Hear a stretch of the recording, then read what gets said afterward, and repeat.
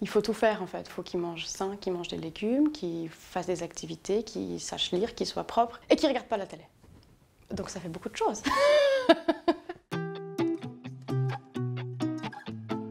Un accouchement, c'est censé être magnifique.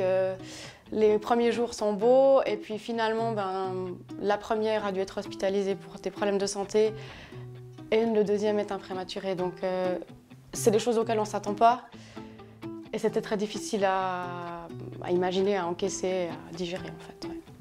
On a eu beaucoup de peur déjà, énormément de peur et puis de culpabilité.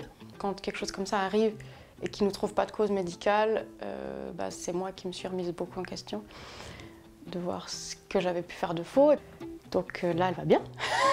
Moi, j'avais entendu « Ah, mais tu verras, le deuxième, c'est plus facile ». Pas du tout. C'est pas du tout plus facile parce que je pense pas que ça dédouble le travail, je pense que ça le quintuple. Quand on n'est pas un qui avait besoin d'attention, c'est l'autre, il n'y avait plus jamais de moment zen en fait. C'est clair que les enfants, ça change énormément la vie de couple. Et ça demande de l'organisation. Avant, ce qu'on faisait sur un coup de tête, c'est-à-dire tout d'un coup, on se disait « Tiens, ce soir, on sort » ou je ne sais quoi, ou aujourd'hui, on regarde un film puis on fait rien.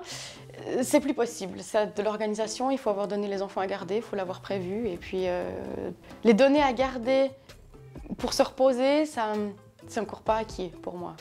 Je me dis que je loupe quelque chose dans ma vie de famille. Alors que déjà, on travaille.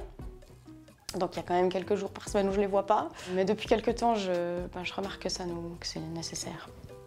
Je pense qu'on ne parle pas assez des difficultés qu'on peut rencontrer.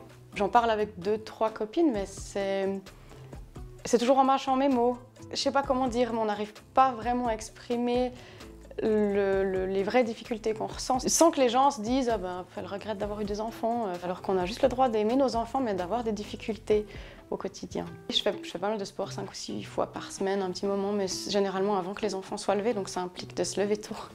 Mais c'est la seule chose que j'ai actuellement trouvée pour me faire du bien, pour me vider la tête et puis pour être plus détendue au moment où on se réveille. Oui, ça fait tôt.